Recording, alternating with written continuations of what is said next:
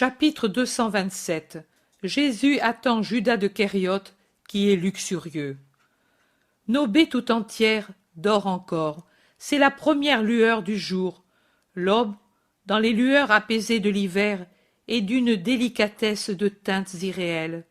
Ce n'est pas la lumière vert argenté des aubes d'été qui s'affirme si rapidement et se change en or pâle et ensuite en un rouge de plus en plus accentué, mais un vert jade nuancé d'un gris bleu très léger, l'indique à l'orient par un petit demi-cercle bas à la limite de l'horizon, un point d'une luminosité voilée et pour ainsi dire lasse comme celle de la pâle flamme du soufre allumée derrière un rideau de fumée blanchâtre. Et elle hésite à s'allonger sur le ciel encore gris tout en étant serein et avec encore des étoiles qui regardent le monde. Elle hésite à repousser la grisaille pour faire place à sa précieuse couleur de pâle jade et au pur cobalt du ciel palestinien. Elle paraît, timide et frileuse, s'arrêter à la limite de l'Orient. Elle s'y attarde encore, dilatant insensiblement son demi-cercle de luminosité sulfureuse et à peine dilué de vert pâle, en une couleur blanche mêlée d'un souvenir de jaune. Quand elle se trouve annulée par un rose subit qui dégage le ciel du dernier voile de la nuit et le rend net et précieux comme un baldaquin de satin couleur de saphir, et un feu s'allume au bout de l'horizon comme si un mur venait de tomber, découvrant une fournaise ardente. Mais est-ce du feu ou un rubis allumé par un feu caché? Non, c'est le soleil qui émerge. Le voici. À peine pointe-t-il de la courbe de l'horizon que déjà il a trouvé moyen de peindre de corail rose un flocon de nuages et de changer en diamant les gouttes de rosée à la cime des arbres à feuilles persistantes. Un grand rouvre à l'extrémité du village a un voile de diamants sur ses feuilles bronzées tournées vers l'Orient. Elles semblent autant de claires étoiles qui palpitent dans les branches de ce géant dont la cime plonge dans l'azur. Peut-être, dans la nuit, des étoiles sont descendues trop bas sur le village pour murmurer des secrets célestes aux habitants de Nobé, ou peut-être pour consoler par leur lumière pure l'homme qui, éveillé, marche silencieusement là-haut sur la terrasse de Jean. Oui, parce que seul dans Nobé endormi, Jésus est éveillé, et il arpente la terrasse de la maisonnette, les bras croisés sous son manteau qui le couvre tout entier étroitement pour le défendre du froid, et qui lui sert aussi de capuchon. Jésus, chaque fois qu'il arrive à un bout de la terrasse, regarde au dehors, en se penchant pour voir la rue qui passe par le centre du village. La rue est encore à demi obscure, vide, silencieuse. Et puis, il reprend sa marche en avant et en arrière, en avant et en arrière, lentement, en silence, la plupart du temps la tête penchée, méditatif, observant parfois le ciel de plus en plus lumineux et les couleurs vagues de l'aube et de l'aurore, ou suivant du regard le vol frémissant du premier passereau réveillé par la lumière qui quitte la tuile hospitalière d'un toit voisin pour descendre becqueter au pied du vieux pommier de Jean, et puis s'envole de nouveau après avoir vu Jésus avec un sip-sip effrayé qui réveille les autres oiseaux nichés çà et là. D'un enclos arrive un bêlement de brebis qui se perd en tremblant dans l'air. De la rue vient un bruit de pas pressés. Jésus se penche pour regarder, et puis il court vivement par le petit escalier, entre dans la cuisine obscure et referme la porte derrière lui. Les pas se rapprochent, résonnent maintenant dans le jardin à côté de la maison, s'arrêtent devant l'entrée de la cuisine, Une main essaie la serrure, se rend compte que la clé n'y est pas. Actionne alors le verrou que l'on peut remuer du dehors aussi bien que de l'intérieur. Une voix dit en même temps « Quelqu'un serait-il déjà levé ?» Une main encore ouvre la porte avec précaution sans la faire grincer. La tête de Judas de Kériote passe par l'ouverture. Il regarde. Obscurité complète. Froid. Silence. Ils ont laissé la porte ouverte, et pourtant elle me paraissait fermée. Du reste, chose sans importance. On ne vole pas les pauvres. Et en est-il de plus misérable que nous? Mais espérons que cela ne dure pas ainsi. Où est ce maudit briquet? Je ne le trouve pas. Si je réussis à allumer le feu, c'est que je suis rentré tard. Oui, vraiment trop tard. Mais où peut-il être?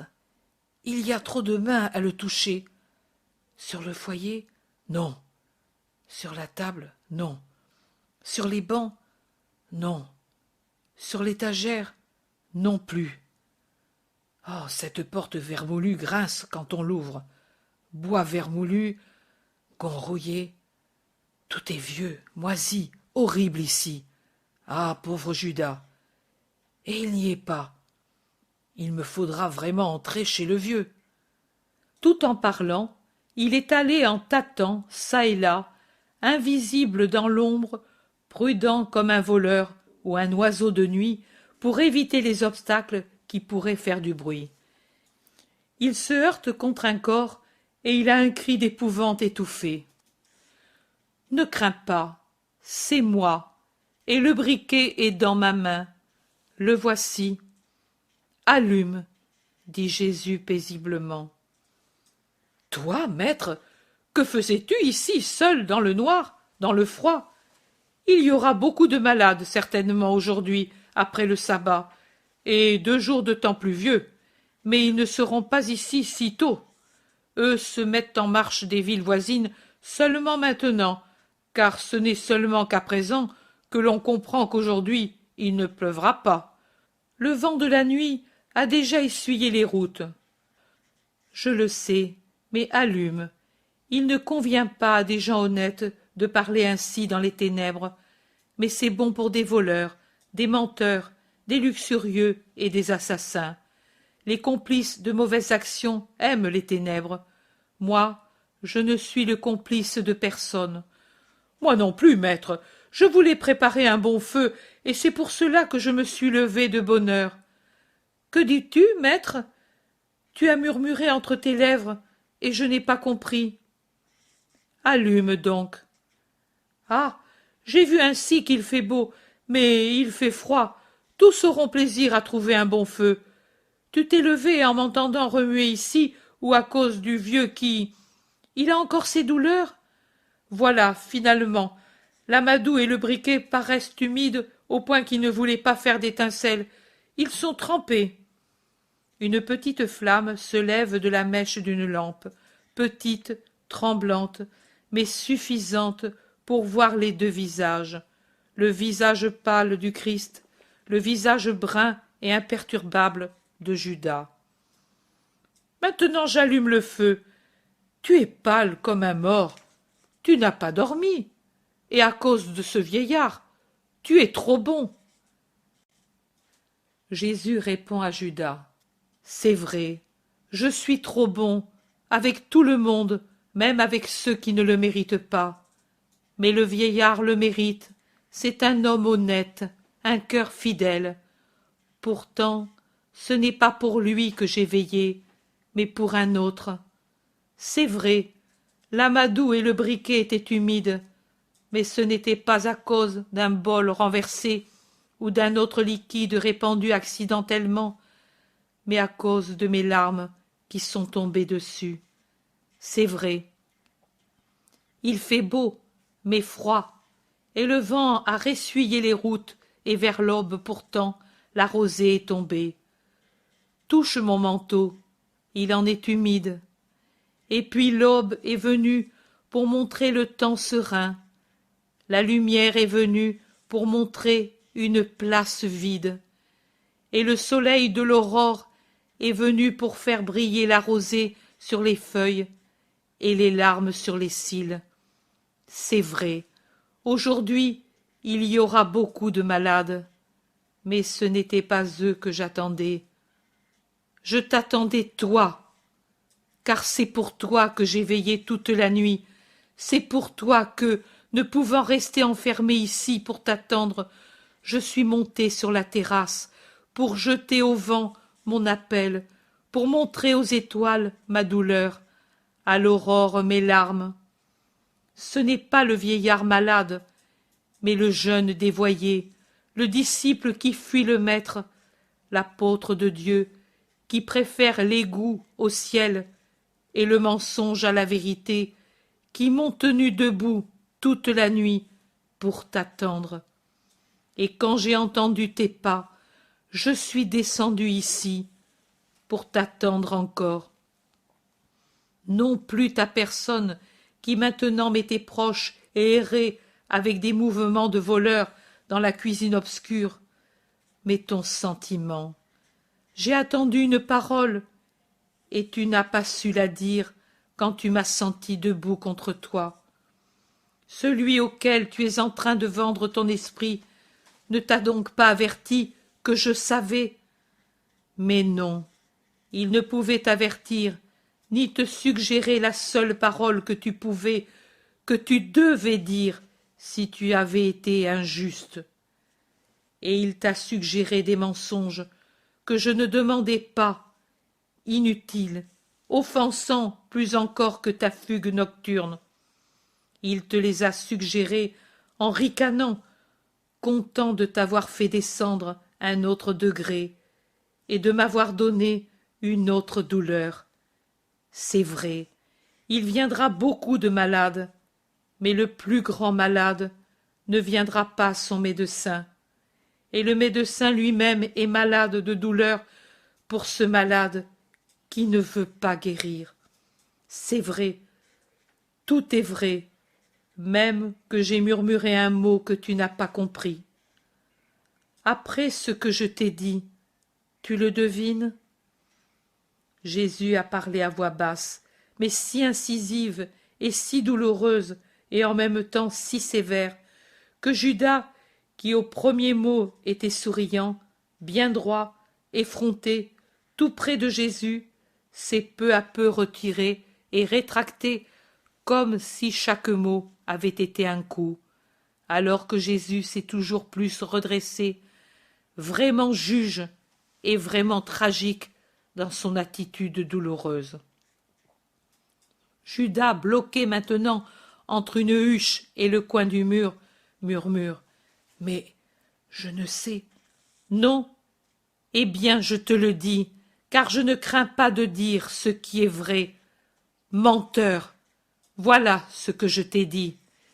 Et si on supporte encore l'enfant menteur, parce qu'il ne sait pas la portée d'un mensonge et qu'on lui enseigne à ne plus en dire, chez un homme, on ne le supporte pas, et chez un apôtre, disciple de la vérité elle-même, il provoque le dégoût, un dégoût total. Voilà pourquoi je t'ai attendu toute la nuit, et pourquoi j'ai pleuré en mouillant la table là où était le briquet. Et ensuite j'ai pleuré en veillant et en t'appelant de toute mon âme à la lumière des étoiles. Voilà pourquoi je suis trempé par la rosée comme l'amant des cantiques. Mais c'est inutilement que ma tête est couverte de rosée et les boucles de mes cheveux des gouttes de la nuit. C'est inutilement que je frappe à la porte de ton âme et que je lui dis « Ouvre-moi, car je t'aime, bien que tu ne sois pas immaculée. » Et même, c'est justement parce qu'elle est tachée que je veux entrer en elle et la purifier. C'est justement parce qu'elle est malade que je veux entrer pour la guérir. Fais attention, Judas, prends garde que l'époux ne s'éloigne, et pour toujours, et que tu ne puisses plus le trouver. Judas, tu ne parles pas. Il est trop tard pour parler désormais. Tu l'as dit, je te dégoûte, Chasse-moi. Non, les lépreux eux-mêmes me dégoûtent, mais j'en ai pitié, et s'ils m'appellent, j'accours et je les purifie. Ne veux-tu pas être purifié? Il est trop tard, et c'est inutile. Je ne sais pas être saint. Chasse-moi, te dis-je. Je ne suis pas l'un de tes amis pharisiens qui appellent immonde une infinité de choses et les fuient ou les chassent durement, alors qu'ils pourraient les purifier par la charité. Je suis le Sauveur, et je ne chasse personne. Un long silence. Judas reste dans son coin. Jésus appuie son dos à la table et, fatigué, souffrant, semble se soutenir grâce à elle. Judas lève la tête. Il le regarde hésitant et murmure. « Et si je te quittais, que ferais-tu » ? « Rien, je respecterai ta volonté en priant pour toi. Pourtant, à mon tour, je te dis que même si tu me quittes, c'est désormais trop tard. » « Pourquoi, maître ? » ?»« Pourquoi ? Tu le sais comme moi. Allume le feu maintenant. On marche au-dessus. Étouffons le scandale ici, entre nous. Pour tous, nous aurons eu un court sommeil, et nous aurons été réunis par un désir de chaleur. Mon père. Et pendant que Judas approche la flamme aux branches déjà mises sur le foyer et souffle pour allumer des copeaux, Jésus lève les mains au-dessus de sa tête et puis s'empresse les yeux. Chapitre 228. Jésus et Valéria. Le miracle du petit Lévi à Nobé. Jésus est au milieu de malades ou de pèlerins venus vers lui de nombreux endroits de la Palestine. Il y a jusqu'à un navigateur de Tyr qu'un accident de mer a rendu paralysé et qui raconte son infortune. La chute d'un fardeau provoqué par le roulis, et les lourdes marchandises lui sont tombées dessus et ont blessé son échine. Il n'est pas mort, mais c'est pour lui pire que la mort, car, perdu comme il l'est, il oblige ses parents à laisser leur travail pour le soigner. Il dit qu'il est allé avec eux à Capharnaüm et puis à Nazareth, et qu'il a su par Marie que lui était en Judée et précisément à Jérusalem. Elle m'a donné les noms des amis qui pouvaient te loger, et un Galiléen de Séphoris m'a dit que tu es ici. Et je suis venu. Je sais que tu ne méprises personne, pas même les Samaritains, et j'espère que tu m'exauceras. J'ai tant de foi. Sa femme ne parle pas, mais se tenant accroupie près du grabat sur lequel on a posé le malade, elle regarde Jésus avec des yeux plus suppliants que toute parole. Où as-tu été touché? Au-dessous du cou. C'est justement là que j'ai eu le choc le plus fort et que j'ai entendu dans ma tête un bruit semblable à celui du bronze que l'on frappe.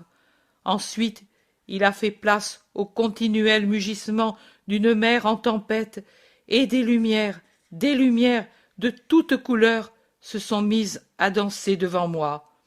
Puis, je n'ai plus rien senti pendant plusieurs jours.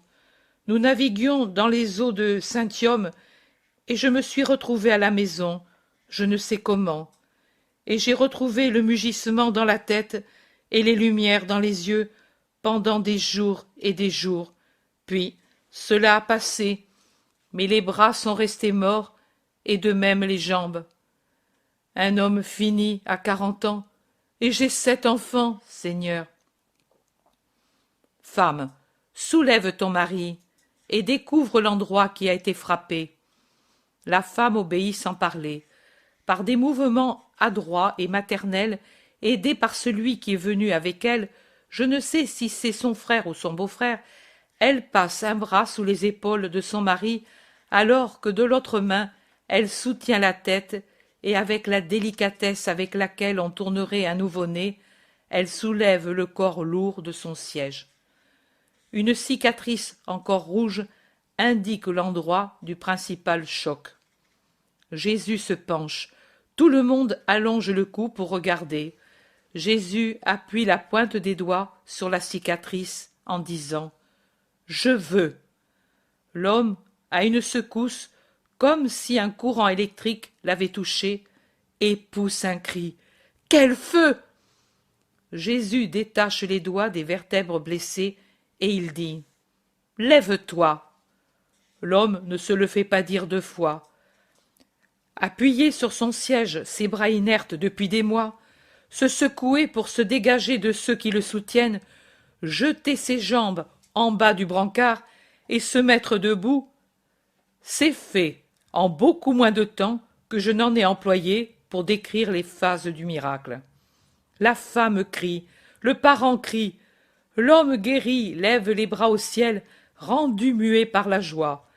Un instant de joie stupéfaite, puis il tourne sur lui-même avec l'assurance de l'homme le plus agile et il se trouve face à Jésus. Il retrouve alors sa voix et il crie « Sois béni, toi et celui qui t'a envoyé. Je crois au Dieu d'Israël et à toi, son Messie. » Et il se jette à terre pour baiser les pieds de Jésus pendant que crient les gens. Puis, ce sont les autres miracles sur des enfants, des femmes, des vieillards pour la plupart. Puis, Jésus parle. « Vous avez vu le miracle des os fracturés qui se raffermissent et des membres morts qui redeviennent vivants. Cela, c'est le Seigneur qui vous l'a accordé pour fortifier la foi chez ceux qui croient et la susciter chez ceux qui ne l'ont pas. Et le miracle a été accordé à des gens de tous les lieux, venus ici chercher la santé, poussés par la foi en mon pouvoir de guérison. Il y a ici des Juifs et des Galiléens, des Libanais et des Syrophéniciens, des habitants de la Batanée lointaine et des bords de la mer, et tous sont venus, sans souci de la saison et de la longueur du parcours. Et les parents les ont accompagnés sans murmurer, sans se plaindre des travaux restés en suspens ou des commerces abandonnés, car tout sacrifice était nul en comparaison de ce qu'ils allaient obtenir. Et comme sont tombés les égoïsmes et les incertitudes de l'homme, ainsi sont tombées les idées politiques ou religieuses qui constituaient une sorte de muraille empêchant de se considérer tous frères, tous égaux pour la vie et la souffrance, pour désirer et espérer la santé et le réconfort. Et moi, à tous ceux qui ont su s'unir dans une espérance qui est déjà de la foi, j'ai accordé la santé et le réconfort, car il est juste qu'il en soit ainsi. Je suis le pasteur universel, et je dois accueillir toutes les brebis qui veulent entrer dans mon troupeau. Je ne fais pas de distinction entre les brebis saines et les malades, entre les brebis faibles et les fortes, entre les brebis qui me connaissent, étant déjà du troupeau de Dieu, et les brebis qui jusqu'à maintenant ne me connaissaient pas et ne connaissaient même pas le vrai Dieu. Car je suis le pasteur de l'humanité, et je prends mes brebis dans tous les lieux où elles se trouvent et se dirigent vers moi. Ce sont des brebis maigres, sales, avilies, ignorantes, frappées par des pasteurs qui ne les ont pas aimées et les ont repoussées en les disant immondes. Il n'y a pas d'impureté qui ne puisse être purifiée, et il n'y a pas d'impureté qui, voulant se purifier et demandant de l'aide pour y arriver, puisse être repoussée avec l'excuse qu'elle est telle. Les bons désirs, c'est Dieu qui les suscite. S'il les suscite, c'est signe qu'il désire qu'ils deviennent réalité. C'est le même esprit de Dieu qui demande par des prières ineffables cette absorption de tous les hommes de la part de l'amour. Car l'esprit de Dieu désire se répandre et s'enrichir. Se répandre en aimant un nombre illimité d'êtres à peine suffisant pour donner satisfaction à son infinité d'amour et s'enrichir de l'amour d'un nombre illimité d'êtres attirés à lui par la douceur de ses parfums. Il n'est donc permis à personne de mépriser et de repousser celui qui veut entrer dans le saint troupeau. Ceci dit, pour ceux d'entre vous qui peuvent cultiver dans leur cœur les idées d'une grande partie d'Israël, des idées de distinction et de jugement qui ne sont pas aimées de Dieu, car elles sont contraires à son dessein de faire de tous les peuples un peuple unique qui porte le nom du Messie, envoyé par lui. Cependant, en ce moment, je parle aussi à toutes celles venues du dehors, aux brebis jusqu'à présent sauvages et qui éprouvent le désir d'entrer dans le troupeau unique de l'unique pasteur. Et je dis que rien ne les décourage, que rien ne les avilisse. Il n'y a pas de paganisme, il n'y a pas d'idolâtrie, il n'y a pas de vie différente de celle que j'enseigne, qu'on ne puisse renier et repousser pour permettre à l'esprit de se refaire à neuf, délivré de toute plante mauvaise, pour être capable de recevoir de nouvelles semences et de revêtir un nouveau vêtement. Jésus poursuit. Et c'est cela plus encore que la santé des membres qui devrait pousser les peuples vers moi. De la même façon, et cela sert pour les Hébreux de Palestine comme pour les Hébreux et les prosélytes de la diaspora, et comme pour les gentils, de même que vous savez venir à moi pour que soit enlevé à vos chairs malades le joug de l'infirmité, ainsi sachez venir pour que soit enlevé à votre esprit le joug du péché ou du paganisme. Tous, vous devriez me demander en premier lieu et désirer de toutes vos forces d'être délivrés de ce qui rend votre esprit esclave de forces mauvaises qui le dominent. Vous devriez vouloir d'abord cette libération, vouloir comme premier miracle le royaume de Dieu en vous, parce que, une fois ce royaume de Dieu venu en vous, toute autre chose vous sera donnée, et donnée de manière que le don ne pèse pas comme un châtiment dans l'autre vie. Vous n'avez pas réfléchi aux intempéries, aux fatigues, aux pertes d'argent pour obtenir la santé des membres, qui, même s'ils sont guéris aujourd'hui, dans un proche avenir, périront de mort physique. C'est du même cœur que vous devriez savoir tout affronter pour obtenir la santé de l'esprit et la vie éternelle et la possession du royaume de Dieu. Les mépris ou les menaces des parents ou des concitoyens ou des puissances, que sont-ils en comparaison de ce que vous aurez tous, de quelque endroit que vous veniez, si vous savez venir à la vérité et à la vie? Qui hésiterait à aller en un lieu où il saurait que l'attend une vie heureuse, pour rester une journée à une fête qui finit au coucher du soleil? Et pourtant, c'est ce que font beaucoup. Pour se rassasier pendant une fraction de temps des insipides et inutiles joies du monde, ils évitent d'accourir au lieu où ils trouveraient pour toujours une vraie nourriture, une vraie santé, une vraie joie, et sans peur de se la voir arrachée par une haine ennemie. Dans le royaume de Dieu, il n'y a pas de haine, pas de guerre, pas d'injustice. Celui qui sait y entrer ne connaît plus la douleur, l'angoisse, les vexations, mais il possède la paix joyeuse qui émane de mon Père. Je vous congédie. Allez, retournez dans vos villages. Désormais mes disciples sont nombreux et répandus dans toutes les régions de la Palestine.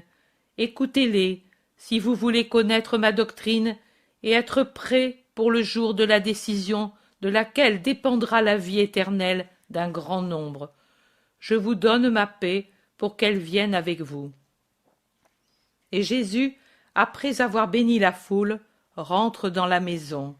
Les apôtres restent encore dehors pendant quelque temps, puis ils rentrent pour le repas, car le soleil, déjà haut dans le ciel, indique que c'est midi. Ils s'assoient à la table rustique pour prendre la nourriture composée de fromage, de chicorée cuite à l'eau et assaisonnée avec de l'huile, et, après la bénédiction des mets, il parle des événements de la matinée.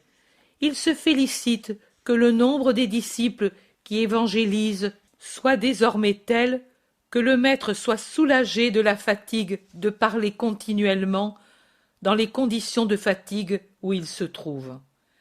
En effet, Jésus, ces derniers temps, est devenu encore plus maigre. Sa couleur, qui est naturellement d'un blanc d'ivoire foncé, avec à peine une teinte de rose sous la couleur brune de la peau au sommet des joues, est maintenant tout à fait blanche, semblable à un pétale de magnolia qui a perdu sa fraîcheur. À moi, qui ayant vécu longtemps à Milan, connais la couleur délicate du marbre de Candoglia qui a servi à la construction du magnifique dôme, le visage du Seigneur, en ces derniers mois douloureux de sa vie terrestre, me paraît vraiment de la couleur de ce marbre qui n'est pas blanc, qui n'est pas rose, qui n'est pas jaune, mais rappelle avec les nuances les plus délicates ces trois couleurs. Les yeux sont plus profonds et semblent donc plus sombres, peut-être aussi une ombre de lassitude offusque les paupières et les orbites. Des yeux de quelqu'un qui dort peu, pleure beaucoup et souffre, et la main semble plus longue, parce qu'elle est décharnée et pâlie, douce main de mon Seigneur, qui montre déjà le relief des tendons et les veines, qui a des creux par suite de la maigreur sous laquelle transparaît l'ossature sous-jacente. Sainte main martyre, déjà prête pour le clou qui la transpercera, et où il sera facile au bourreau de trouver le point où mettre le clou, car il n'y a pas de voile de graisse sur la main ascétique de mon Seigneur. Maintenant, elle s'abandonne, comme par lassitude, sur le bois sombre de la table, alors que lui secoue sa tête en souriant péniblement à ses apôtres, qui s'aperçoivent de l'infinie lassitude de ses membres, de sa voix, et surtout de son cœur, trop affligé, trop épuisé par l'effort de devoir tenir unis tant de cœurs différents, de devoir supporter et tenir caché le déshonneur du disciple incorrigible. Pierre décrète: « Toi, jusqu'à la fête de la dédicace, il faut absolument que tu te reposes. À ceux qui viennent, c'est nous qui y penserons. Toi, tu iras. Mais oui, chez Thomas. Tu seras tout prêt et en paix. » Thomas appuie la proposition de Pierre, mais Jésus secoue la tête. Non, il ne veut pas y aller. « Eh bien alors, tu ne parleras pas ces jours-ci. Nous pouvons le faire. Ce ne seront pas des paroles élevées. Nous nous en tiendrons à ce que nous savons, et toi, tu t'occuperas seulement des malades. » Judas dit: « Cela, nous aussi pouvons le faire. » « Moi j'y renonce, » dit Pierre. « Et pourtant tu l'as déjà fait. » »« Certainement, quand le maître n'était pas avec nous et que nous devions le représenter et le faire aimer. Mais à présent, il est là, et c'est lui qui fait le miracle. Lui seul en est digne. Le miracle, nous. Mais c'est nous qui avons besoin de recevoir celui de notre rénovation. Parce que, de nous-mêmes, je m'en aperçois bien, nous ne ferons jamais rien de bien. Nous sommes des misérables, pécheurs et ignorants. Judas de Kériote réplique: « Parle pour toi, je t'en prie. Moi, je ne me sens pas du tout misérable. » Le maître est là. Sa lassitude est plutôt morale que physique. S'il est vrai que nous l'aimons, évitons les disputes. C'est ce qui l'épuise le plus, dit sévèrement le zélote. Jésus lève les yeux pour regarder l'apôtre âgé, toujours si sage, et il lui tend la main par-dessus la table pour le caresser. Le zélote prend dans ses mains brunes cette main blanche et il la baise. « Tu as raison. Mais moi aussi, si je dis qu'il doit absolument se reposer, il semble malade, » insiste Pierre. Tous sont d'accord, y compris le vieux Jean, et Élise qui dit: « il y a si longtemps que je le dis. Pour cela, je voudrais un coup à la porte. André, qui en est le plus proche, va ouvrir, et il sort en refermant la porte derrière lui. Il rentre. Maître, il y a une femme. Elle insiste pour te voir. Elle a une fillette avec elle. Elle doit être de haute condition, malgré la simplicité de son vêtement. Elles ne sont pas malades, ni elle, ni sa fille, dirais-je, mais je ne sais pourquoi elle a un voile si épais. La fillette a des fleurs splendides dans les bras. Pierre Bougonne. En voilà, nous étions en train de dire qu'il doit se reposer, et tu ne le laisses même pas finir de manger. Je le lui ai dit, mais elle m'a répondu qu'elle ne fatiguera pas le maître, et que lui aura certainement de la joie de la voir. Dis-lui qu'elle revienne demain à l'heure de tout le monde. Maintenant le maître va se reposer. Jésus dit, André, accompagne-la dans la chambre du haut. J'arrive tout de suite. Voilà, je le savais, c'est ainsi qu'il se ménage, exactement comme nous disions de le faire. Pierre est fâché. Jésus se lève, et avant de sortir, il passe derrière Pierre, lui met les mains sur les épaules, se penche un peu pour déposer un baiser sur ses cheveux en disant « Bon Simon, celui qui m'aime soulage ma lassitude plus que le repos sur un lit. » Sais-tu si c'est quelqu'une qui t'aime? Ô Simon, l'inquiétude te fait dire des paroles dont tu t'es déjà repenti, car tu te rends compte qu'elles sont sottes. Bon, une femme qui vient avec une enfant innocente, qui m'amène son enfant innocente, les bras chargés de fleurs, ne peut être que quelqu'une qui m'aime et qui voit mon besoin de trouver un peu d'amour et de pureté au milieu de tant de haine et de souillure.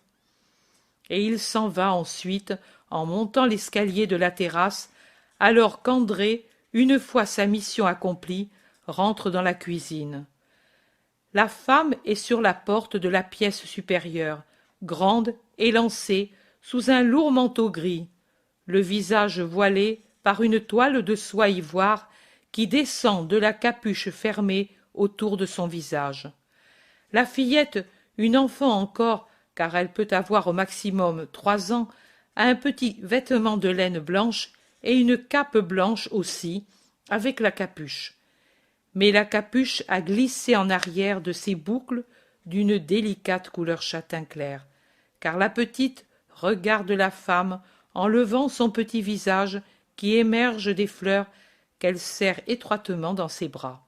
Des fleurs splendides qu'on ne peut trouver que dans ces pays pendant le froid décembre, des roses carnées mélangées avec de délicates fleurs blanches que je ne connais pas.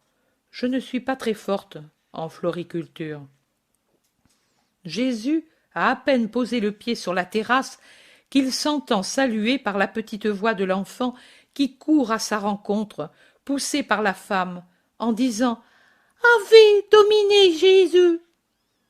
Jésus penche sa haute personne sur sa minuscule dévote et en posant une main sur ses cheveux, lui dit « La paix soit avec toi !» Et puis il se relève et suit la fillette qui, avec un gazouillement joyeux, revient vers la femme qui s'est inclinée profondément, en se déplaçant de devant la porte pour laisser passer le maître. Jésus la salue d'un signe de tête et entre dans la pièce pour aller s'asseoir sur le premier siège qu'il trouve. Silencieux, comme s'il attendait. Il est très roi. Assis sur son pauvre siège de bois, sans dossier, il paraît assis sur un trône, tant est austère sa dignité, sans manteau, avec son seul vêtement de laine d'un bleu très foncé, sans ornement, un peu d'étain sur les épaules, où la pluie, le soleil, la poussière et la sueur ont attaqué la couleur. Vêtements propres, mais pauvres. Il paraît vêtu de pourpre, tant est majestueux son comportement. Très rigide, presque hiératique, la pose de sa tête sur son cou, avec ses mains sur les genoux, les paumes ouvertes, les pieds nus sur le pavé nu de vieilles briques, avec, comme fond le mur nu et à peine blanchi à la chaux, avec suspendu derrière sa tête non pas un drap ni un baldaquin, mais un tamis pour la farine et une corde où sont suspendus des paquets d'ail et d'oignons. Il est plus imposant que s'il avait sous ses pieds un pavage précieux, un mur d'or derrière lui et un voile de pourpre orné de gemmes sur la tête. Il attend. Sa majesté paralyse la femme en une stupeur de vénération. La fillette même se tait et reste immobile près de la femme, un peu effrayée peut-être, mais Jésus sourit en disant « Je suis ici pour vous, ne craignez pas. » Et alors toute crainte tombe. La femme murmure quelque chose à la fillette, et la fillette s'avance, suivie par la femme, et elle va contre les genoux de Jésus, et elle dépose sur ses genoux toutes ses fleurs en disant « Les roses de Faustina à son sauveur !» Elle le dit lentement, comme quelqu'un qui ne connaît pas une langue qui n'est pas la sienne. Pendant ce temps, la femme s'est agenouillée derrière la fillette en rejetant son voile en arrière. C'est Valéria, la mère de la petite, qui salue Jésus de son salut romain. « Salut, ô maître !»« Que Dieu vienne à toi, femme. Comment, donc, es-tu ici ?»« Et seule ainsi ?» dit Jésus tout en caressant la petite qui n'a plus peur et qui, non contente d'avoir mis les fleurs sur les genoux de Jésus, fouille avec ses menottes dans le bouquet parfumé et choisit celles qui, selon elle, sont les plus belles, en disant « Prends, prends, c'est pour toi, sais-tu » et elle lève tantôt une rose, tantôt une des larges ombrelles blanches à petites étoiles odorantes près du visage de Jésus, qui les prend et les remet sur le tas parfumé. Pendant ce temps, Valéria parle. « J'étais à Tibériade, car ma fille était un peu malade, et notre médecin l'avait conseillé. » Valéria fait une longue pause, change de couleur, et puis dit à la hâte « Et j'avais une si grande souffrance au cœur, et je te désirais, car pour ma souffrance, un seul médecin pouvait trouver la guérison. Toi, maître, qui en toutes choses as des paroles de justice. Je serais donc venu de toute façon, par l'égoïsme d'avoir ton réconfort, et aussi pour savoir ce que je dois faire pour, oui, pour montrer ma reconnaissance envers toi et ton Dieu qui m'avez accordé d'avoir mon enfant. Mais nous savons tant de choses, maître. Les rapports des plus petits faits de la colonie sont journellement déposés sur la table de travail de Ponce Pilate. Il en prend connaissance, mais pour prendre des décisions à leur sujet, il s'en rapporte beaucoup à Claudia. Beaucoup de rapports parlent de toi et des Hébreux qui entretiennent l'agitation dans le pays en faisant de toi en même temps une enseigne de réveil national et une cause de haine civile. Claudia voit juste quand elle dit à son mari que dans toute la Palestine il n'y en a qu'un seul dont il ne doit pas craindre qu'il soit pour lui une cause de malheur, toi. Et Pilate l'écoute jour après jour. Jusqu'à présent, la plus forte, c'est Claudia. Mais si demain une autre force dominait Pilate, j'ai donc su et senti que mon innocente t'aurait consolée. Tu as eu un cœur plein de pitié et éclairé, femme. Que Dieu t'éclaire totalement et veille sur ton enfant, maintenant et toujours. » Des larmes tombent des yeux de Valéria. « Merci, Seigneur, j'ai besoin de Dieu. » Oui, tu en as besoin. En Dieu, tu trouveras tout réconfort, et tu sauras trouver un guide pour être juste, en jugeant, pardonnant, en aimant encore, et surtout pour éduquer cette petite, afin qu'elle ait la vie heureuse de ceux qui sont les enfants du vrai Dieu. Tu vois, le Dieu que tu ne connaissais pas, dont peut-être tu t'étais moqué, de lui et de sa loi, si différent de vos dieux et de vos lois et pratiques religieuses, que tu avais certainement offensé par une manière de vivre où la vertu n'était pas respectée en tant de choses, légères encore, si tu veux, mais qui conduisaient à blesser plus grièvement la vertu et à offenser la divinité qui t'a créé, toi aussi. Ce Dieu t'a tant aimé que par une douleur que tu ressentais avec ton humanité de mère, et de mère qui ne connaît pas la vie future, et par conséquent le caractère temporaire de la séparation de la chair de sa chair, t'a tant aimé qu'il t'a amené à moi. Il t'a aimé au point de me conduire à Césarée quand tu agonisais, pour ainsi dire, sur la chair de ton enfant qui se refroidissait déjà dans l'agonie.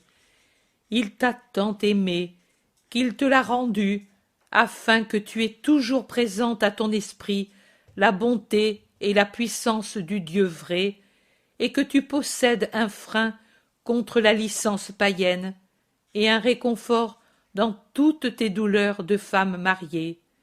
Il t'a tant aimé que par une autre douleur, il a renforcé en toi la volonté de venir à la voie, à la vérité, à la vie, et de t'y fixer avec ton enfant, pour qu'elle au moins, dès sa prime enfance, possède ce qui est réconfort et paix, salut et lumière dans les tristes journées de la terre, et les ait pour être préservée de tout ce qui te fait souffrir dans la meilleure partie de ton être et dans la partie affective.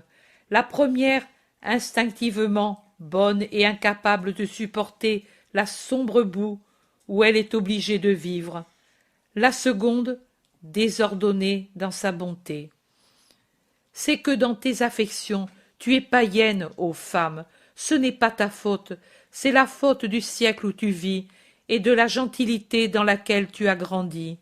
Seul celui qui est dans la vraie religion sait donner aux affections leur valeur, leur mesure et leur juste manifestation.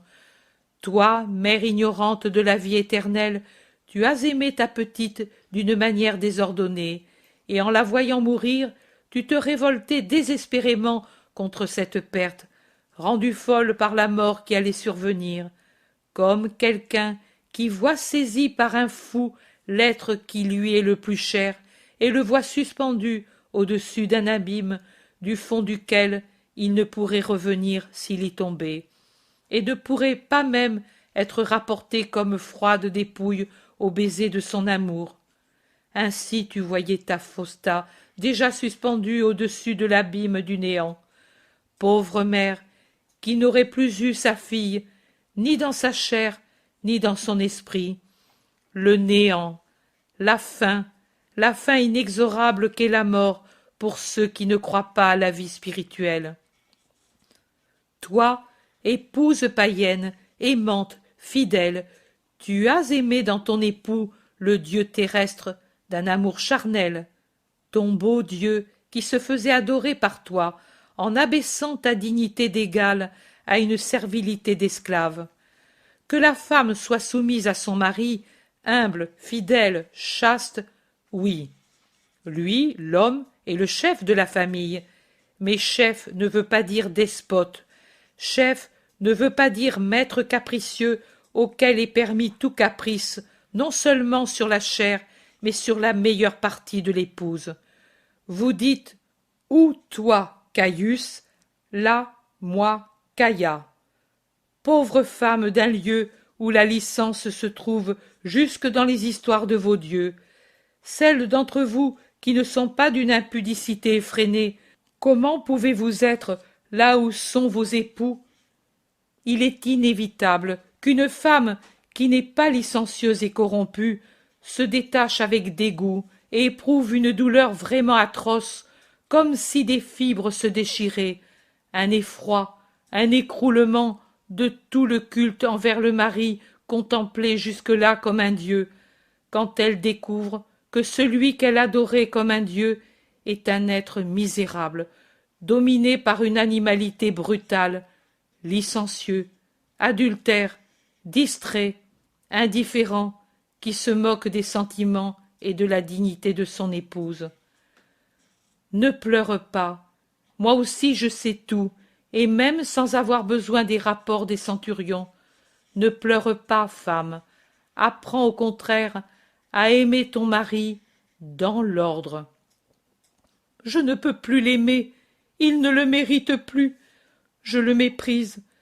Je ne m'avilirai pas moi-même en l'imitant, mais je ne peux plus l'aimer. Tout est fini entre nous. Je l'ai laissé partir sans essayer de le retenir. Au fond, je lui ai été reconnaissante une dernière fois pour son éloignement.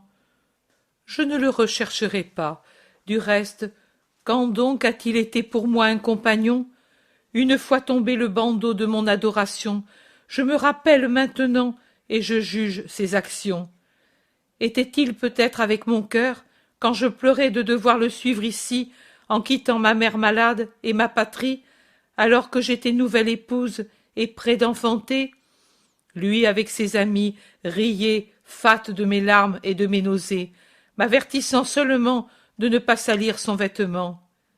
Était-il peut-être à côté de moi, dans la nostalgie de mon dépaysement? Non, dehors avec ses amis, au festin où mon état ne me permettait pas d'aller. Était-il peut-être penché avec moi sur le berceau du bébé? Quand on lui montra la fille, il se mit à rire en disant « J'aurais bien envie de la faire mettre par terre. Ce n'est pas pour avoir des filles que j'ai pris le joug matrimonial. » Il n'assista pas à la purification en disant que c'était une pantomime inutile.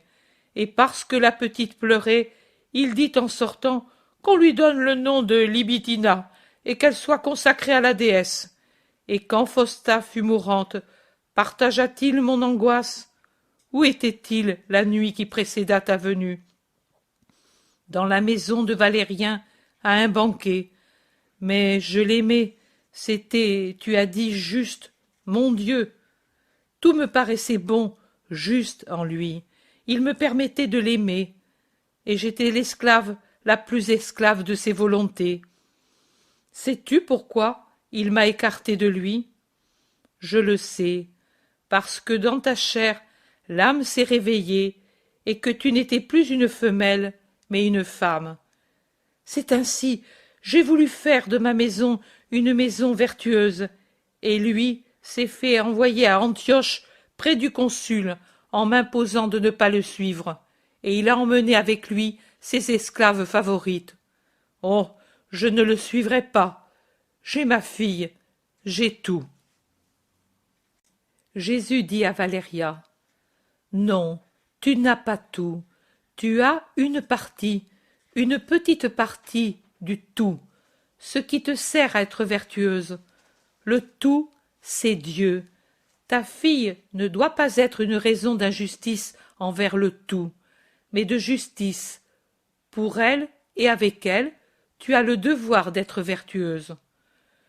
Je suis venue pour te consoler, et c'est toi qui me consoles, mais je suis venue aussi pour te demander comment éduquer cette petite, pour la rendre digne de son sauveur.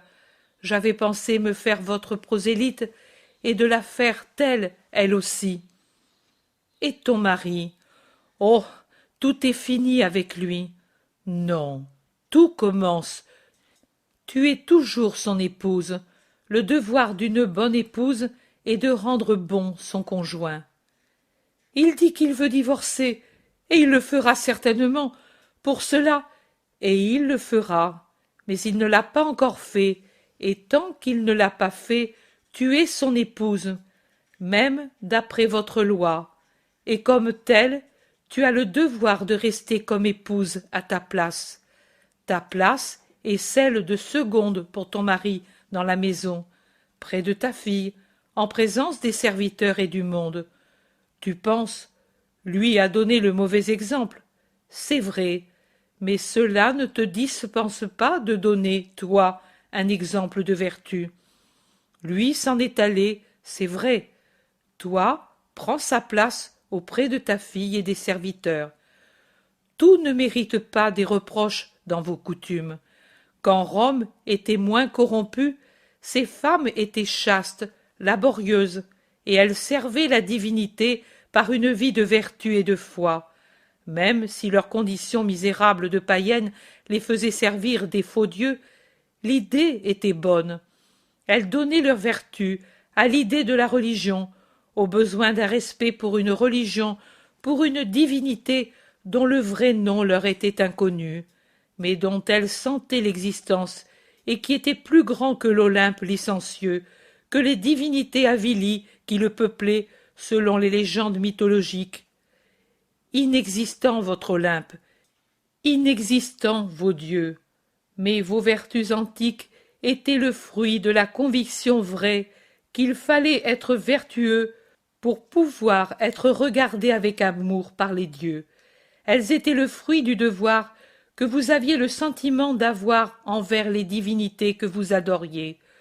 Aux yeux du monde, particulièrement de notre monde judaïque, vous paraissiez sot pour cet honneur que vous donniez à ce qui n'existe pas. Mais pour la justice éternelle et vraie, pour le Dieu Très-Haut, unique et tout-puissant, créateur de toutes les créatures et de toutes choses, ces vertus, ce respect, ce devoir n'étaient pas vains.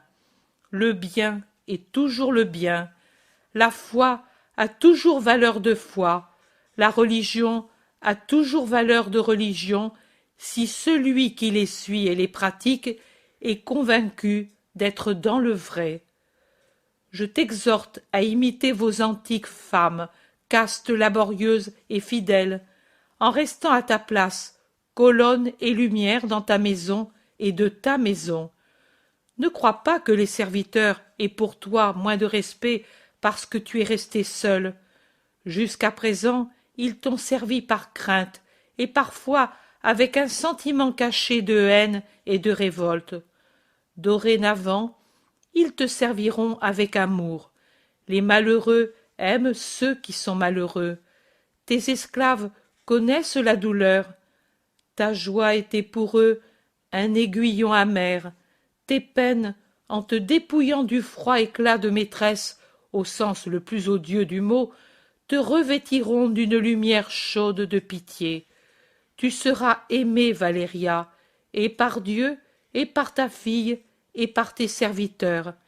Et même si tu n'étais plus l'épouse, mais la divorcée, rappelle-toi, Jésus se lève, que la séparation légale ne supprime pas le devoir de la femme d'être fidèle à son serment d'épouse. Tu voudrais entrer dans notre religion. Un de ses préceptes divins, c'est que la femme est la chair de l'époux, et que rien ni personne ne peut séparer ce que Dieu a fait, une seule chair. Nous aussi, nous avons le divorce. Il est venu comme un fruit mauvais de la luxure humaine, du péché d'origine, de la corruption des hommes. Mais il n'est pas venu spontanément de Dieu. Dieu ne change pas sa parole. Et Dieu avait dit, en inspirant à Adam, innocent encore, et parlant par conséquent avec une intelligence que la faute n'avait pas offusquée, les paroles que les époux, une fois unis, devaient être une seule chair. La chair ne se sépare pas de la chair autrement que par le malheur de la mort ou de la maladie. Le divorce mosaïque, accordé pour éviter des péchés atroces, n'accorde à la femme qu'une liberté bien mesquine. La divorcée est toujours une femme diminuée dans la pensée des hommes, soit qu'elle reste telle, soit qu'elle passe à des secondes noces. Dans le jugement de Dieu, c'est une malheureuse si elle devient divorcée par suite de la malveillance de l'époux et reste divorcée. Mais elle n'est qu'une pécheresse, une adultère, si elle le devient par ses abjectes propres fautes et se remarie. Mais toi, si tu veux entrer dans notre religion, tu le fais pour me suivre, et alors moi, Verbe de Dieu, le temps de la religion parfaite étant venu, je te dis ce que je dis à beaucoup. Il n'est pas permis à l'homme de séparer ce que Dieu a uni, et est toujours adultère celui ou celle qui, du vivant de son conjoint, passe à d'autres noces. Le divorce est une prostitution légale qui met l'homme et la femme en situation de commettre des péchés de luxure. La femme divorcée reste difficilement veuve d'un homme vivant, et veuve fidèle. L'homme divorcé ne reste jamais fidèle au premier mariage, aussi bien l'un que l'autre, en passant à d'autres unions, descendent du niveau des hommes à celui des brutes, auxquels il est permis de changer de femelle à tout appel d'essence. La fornication légale, dangereuse pour la famille et la patrie, est criminelle à l'égard des innocents. Les enfants des divorcés doivent juger leurs parents, jugement sévère que celui des enfants. Les enfants doivent condamner au moins un des deux parents, et les enfants, à cause de l'égoïsme des parents, sont condamnés à une vie affective mutilée. Que si ensuite, aux conséquences familiales du divorce qui prive du père ou de la mère des enfants innocents, s'ajoute le nouveau mariage du conjoint auquel ont été confiés les enfants, à la condamnation d'une vie affective mutilée de l'un des deux membres, s'ajoute alors l'autre mutilation, celle de la perte plus ou moins totale de l'affection de l'autre membre séparé ou totalement absorbé par le nouvel amour et les enfants du nouveau mariage. Parler de noces, de mariage, dans le cas d'une nouvelle union d'un divorcé ou d'une divorcée, c'est profaner le sens et la chose de ce qu'est le mariage. Seule la mort de l'un des conjoints et le veuvage qui en résulte pour l'autre peut justifier les secondes noces, bien que je juge qu'il serait meilleur de s'incliner devant le verdict toujours juste de celui qui règle les destinées des hommes et de se renfermer dans la chasteté quand la mort a mis fin à l'état matrimonial, en se consacrant tout entier aux enfants et en aimant dans ses enfants le conjoint passé à l'autre vie. C'est un amour dépouillé de toute matérialité, saint et vrai. Jésus poursuit. Pauvres enfants, connaître après la mort ou l'écroulement du foyer la dureté d'un second père ou d'une seconde mère, et l'angoisse de voir les caresses partagées avec d'autres fils qui ne sont pas des frères. Non, dans ma religion, le divorce n'existera pas, et adultère et pécheur sera celui qui contractera le divorce civil pour contracter une nouvelle union. La loi humaine ne changera pas mon décret. Le mariage, dans ma religion, ne sera plus un contrat civil, une promesse morale faite et sanctionnée par la présence de témoins préposés pour la chose, mais ce sera un indissoluble lien rivé, soudé, sanctifié par la puissance sanctifiante que je donnerai au contrat, devenu sacrement. Pour te faire comprendre, rite sacré.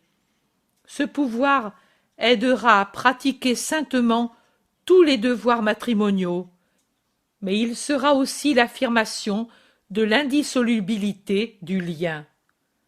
Jusqu'à présent, le mariage est un contrat réciproque, naturel et moral entre deux personnes de sexes différents. À partir du moment où ma loi existera, il sera étendu à l'âme des conjoints. Il deviendra par conséquent aussi un contrat spirituel sanctionné par Dieu par l'intermédiaire de ses ministres. Tu sais maintenant qu'il n'y a rien au-dessus de Dieu. Donc, ce que lui aura uni, aucune autorité, aucune loi ou caprice humain ne pourra le séparer.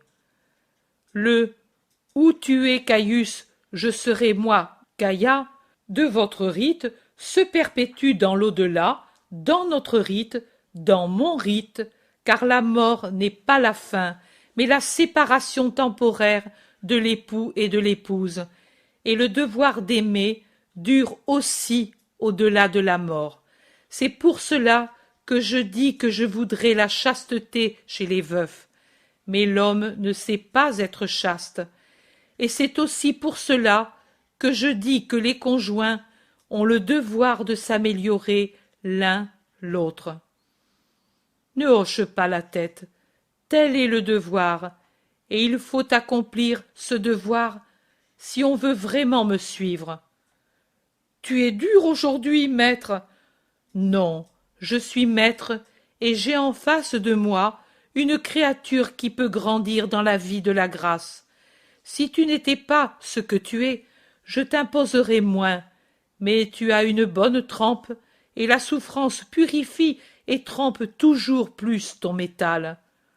Un jour, tu te souviendras de moi, et tu me béniras d'avoir été ce que je suis.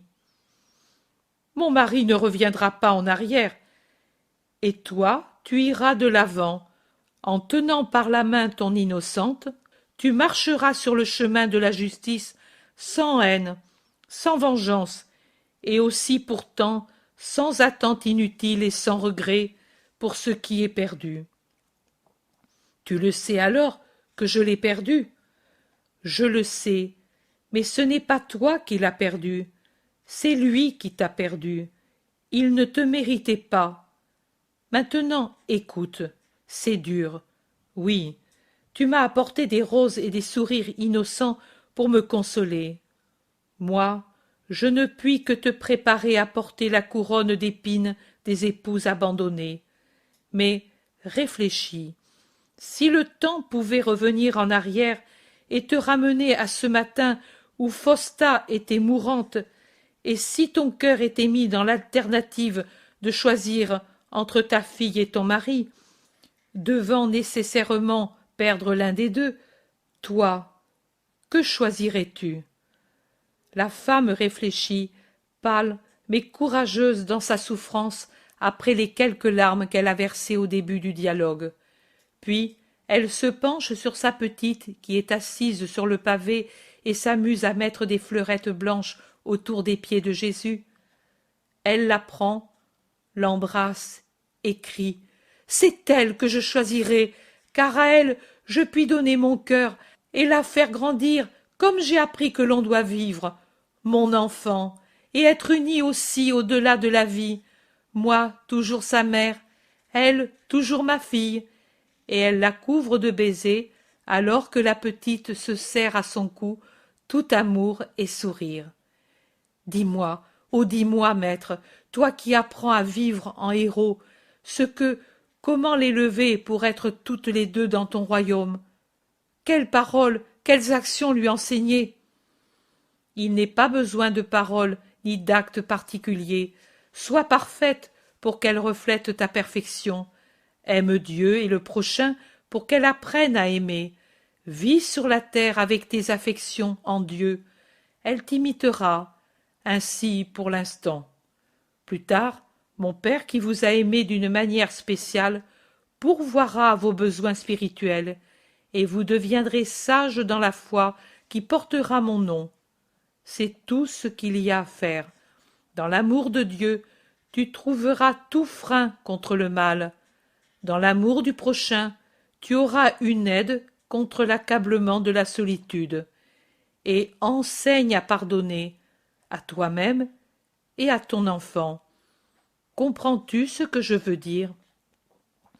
Je comprends, c'est juste. Maître, je te quitte.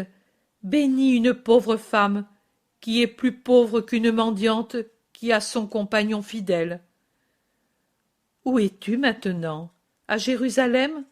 Non, à Béthère. Jeanne, qui est si bonne, m'a envoyée dans son château. Je souffrais trop là-haut. Je vais y rester jusqu'à ce que Jeanne vienne à Jérusalem, ce qui ne va pas tarder. Elle descend en Judée avec ta mère et les autres disciples aux premières tiédeurs du printemps. Ensuite, je resterai avec elle quelque temps. Puis les autres viendront, et j'irai avec elle. Mais le temps aura déjà pansé ma blessure. Le temps, et surtout Dieu, et le sourire de ta fillette. Adieu, Valéria, que le Dieu vrai que tu cherches avec un esprit qui est bon, te réconforte et te protège. Jésus met la main sur la tête de la petite pour la bénir. Puis, il s'approche de la porte fermée en demandant « Tu es venu seul ?»« Non, avec une affranchie. Le char m'attend dans le bois à l'entrée du village. Nous verrons-nous encore, maître ? Pour la dédicace, je serai à Jérusalem, au temple. J'y serai, maître. J'ai besoin de tes paroles pour ma nouvelle vie. Va tranquille. Dieu ne laisse pas sans aide celui qui le cherche. Je crois. Oh, il est bien triste, notre monde païen. Il y a de la tristesse partout où il n'y a pas une vraie vie en Dieu. Même en Israël, on pleure. C'est parce qu'on ne vit plus dans la loi de Dieu. Adieu, la paix soit avec toi. La femme se courbe en une inclination profonde et elle suggère quelque chose à la petite. Et la fillette lève le visage, tend ses petits bras et elle répète de sa petite voix de pinson « Ave Domine Jésus !» Jésus se penche pour cueillir sur sa petite bouche le baiser innocent qui déjà s'y forme, et la bénit encore, puis il rentre dans la pièce et s'assoit pensif près des fleurs éparses sur le sol. Il se passe quelque temps, puis quelqu'un frappe à la porte. « Entre !» La porte s'entr'ouvre, et dans l'entrebâillement apparaît la figure honnête de Pierre. « C'est toi ? Viens. »« Non, c'est toi qui devrais venir avec nous. Il fait froid ici. »« Quelle belle fleur ! Un grand prix !» Pierre, en parlant, observe son maître. « Oui, un grand prix, mais l'acte et la façon dont il a été accompli a plus de valeur que les fleurs. Elles m'ont été apportées par la fillette de Valéria, la Romaine, amie de Claudia. Eh, je sais. Et pourquoi ? Pour me consoler. Elles savent ce que je souffre, et Valéria a eu cette pensée. Elle a pensé que les fleurs d'une innocente pourraient me consoler. Une Romaine, et nous d'Israël, nous ne te donnons que de la douleur. Judas a deviné juste. Il disait qu'il avait vu un char arrêté et que la femme était certainement une Romaine. Et il était troublé, maître. Pierre est tout à fait interrogateur. Mais Jésus dit seulement « Où est Judas ?»« Dehors, je veux dire sur la route, près du bois. Il veut voir qui est venu te trouver. » Descendons. Judas est déjà dans la cuisine. Il se retourne en voyant entrer Jésus et il dit « Même si tu voulais le nier, tu ne pourrais nier que cette femme est venue pour se plaindre de quelque chose. Elles ont encore autre chose à dire. Elles n'ont pas d'autres occupations que des pieds de rapporter et… Je ne suis pas tenu de te répondre, mais je le fais pour tout le monde, et Simon Pierre sait déjà qui c'est, et je dis à tous pourquoi elle est venue. Même les créatures, en apparence les plus heureuses, peuvent avoir besoin de réconfort et de conseils.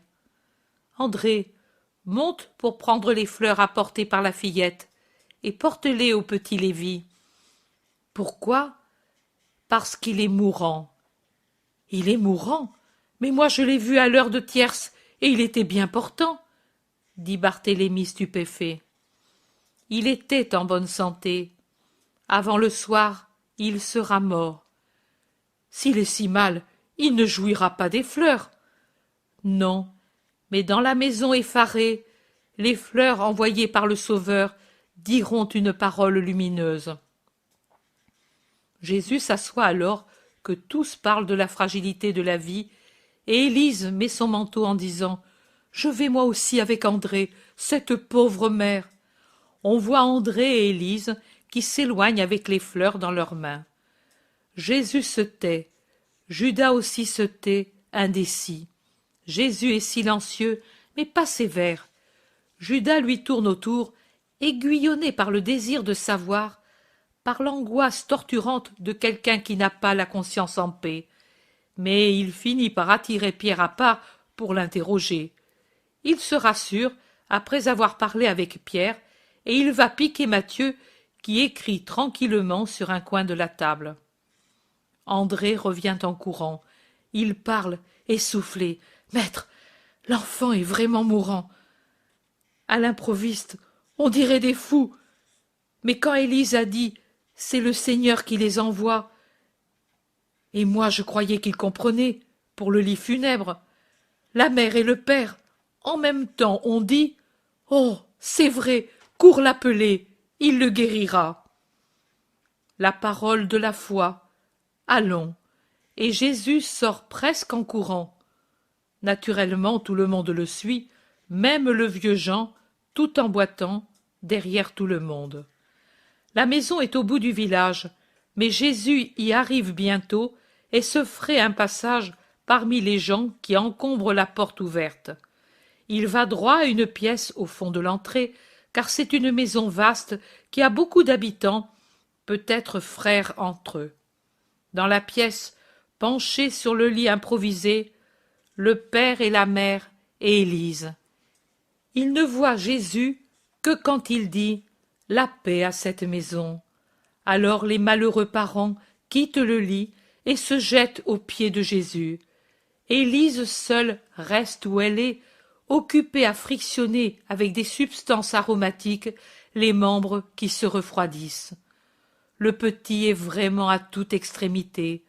Son corps a déjà la lourdeur et l'abandon de la mort, et son petit visage est de cire, avec des narines fuligineuses et des lèvres violacées. Le petit respire difficilement, avec des spasmes de sa petite poitrine, et chaque respiration semble la dernière, tant elle est éloignée de la précédente. La mère pleure, le visage sur les pieds de Jésus. Le père, lui aussi, courbé jusqu'à terre, dit « Aie pitié, aie pitié !» Il ne sait dire autre chose. Jésus dit « Lévi, viens vers moi !» et il lui tend les bras. Le petit, un enfant d'environ 5 ans, a comme une secousse, comme si quelqu'un l'avait appelé à haute voix pendant qu'il dormait. Il s'assoit sans difficulté, et de ses petits poings il se frotte les yeux, regarde autour de lui avec étonnement, et voyant Jésus qui lui sourit, il se jette en bas de son petit lit et va avec assurance dans sa petite tunique vers le Sauveur. Les parents, courbés comme ils sont, ne voient rien, mais les exclamations d'Élise qui crie « Bonté éternelle !» et des apôtres et des curieux qui, de l'entrée, poussent un « Oh !» de stupéfaction, les avertissent de ce qui arrive. Ils lèvent leur visage de par terre et ils voient leur petit garçon là, en bonne santé, comme s'il n'avait jamais été mourant. La joie fait rire, fait pleurer, crier et se taire, selon les réactions de chacun. Ici, elle produit une stupeur muette, comme effrayée. Il y a trop de différence entre la situation précédente et l'actuelle, et les deux pauvres parents, déjà étourdis par la douleur, hésitent à accueillir la joie. Mais enfin, ils y réussissent alors que l'enfant se trouve dans les bras de Jésus, et alors au mutisme succède un flot de paroles mêlées à des cris de joie et de bénédiction, et il est difficile de suivre ce déluge de paroles qui surabonde en désordre. Je reconstruis d'après elle que vers l'heure de sexte, l'enfant qui jouait dans le jardin était rentré à la maison en se plaignant de douleurs abdominales. La grand-mère l'avait pris dans ses bras et tenu près du feu, et il semblait aller mieux. Mais ensuite, un peu avant l'heure de none, il avait été pris de vomissements de matière fécale et était tout de suite entré en agonie. La péritonite foudroyante classique. Le père avait couru à Jérusalem au premier signe du mal et était revenu avec un médecin. Ce dernier, après avoir vu l'enfant qui, l'entretemps, s'était mis à vomir, avait dit « Il ne peut vivre, et il s'en était allé. En effet, d'une minute à l'autre, le mal empirait, et déjà l'enfant se refroidissait. Les parents, dans l'angoisse de ce malheur imprévu, étaient incapables de penser à son salut prochain. C'est seulement quand André et Élise étaient entrés avec des fleurs en disant « Jésus les envoie à Lévi » qu'ils avaient eu une sorte de lumière intérieure et avaient dit « Jésus va le sauver ». Et tu l'as sauvé, éternellement béni, tes fleurs, l'espérance, la foi, oh oui, la foi en ton amour pour nous. Mais comment as-tu su, béni? Demande de nous ce que tu veux, commande comme à des esclaves, nous te devons tout. Jésus les écoute, tenant toujours l'enfant dans ses bras. Il les laisse parler jusqu'à ce qu'ils soient fatigués, que leurs nerfs soumis à une si grande tension se soient détendus en se soulageant. Puis il dit doucement « J'aime les enfants et les cœurs fidèles. Vous tous de Nobé êtes très bons pour moi. Si je suis bon avec ceux qui me haïssent, que donnerais-je à ceux qui m'aiment? Je savais, et je savais aussi que la douleur vous faisait oublier la source de la vie. J'ai voulu vous indiquer le chemin. Mais pourquoi n'es-tu pas venu de toi-même, Seigneur? Tu craignais peut-être que nous ne t'ayons pas accueilli?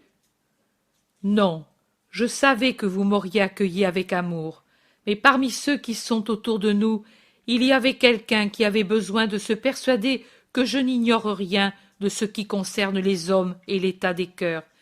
Et j'ai voulu aussi que d'autres comprennent que Dieu répond à ceux qui l'invoquent avec foi. Maintenant, soyez en paix et grandissez toujours dans la foi en la miséricorde de Dieu. Que la paix soit avec vous tous.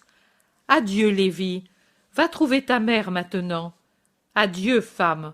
Consacre aussi au Seigneur celui que tu portes en ton sein, en souvenir de la bonté dont le Seigneur a usé envers toi.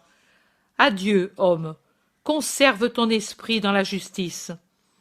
Il se retourne pour partir, en passant non sans peine à travers les parents qui se pressent dans l'entrée, grands-parents, oncles, cousins du miraculé, qui veulent tous parler à Jésus, le bénir, être bénis par lui, baiser ses vêtements, ses mains.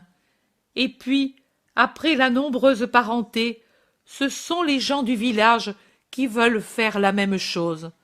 Mais ceux-ci se déversent sur la route derrière Jésus, en laissant à leur joie ceux de la maison bénie par le miracle. Et dans les chemins sombres désormais, avec le bruit habituel des heures de fête, Nobé tout entière reconduit Jésus à la maisonnette de Jean. Et il faut toute l'autorité des apôtres pour persuader aux citadins de retourner à leur maison, pour laisser en paix le maître, et à l'autorité, ils doivent ajouter aussi des moyens plus énergiques en les menaçant que s'ils ne le laissent pas reposer, le lendemain, ils s'en iront tous de là pour réussir dans leur entreprise. Et finalement, le fatigué peut se reposer.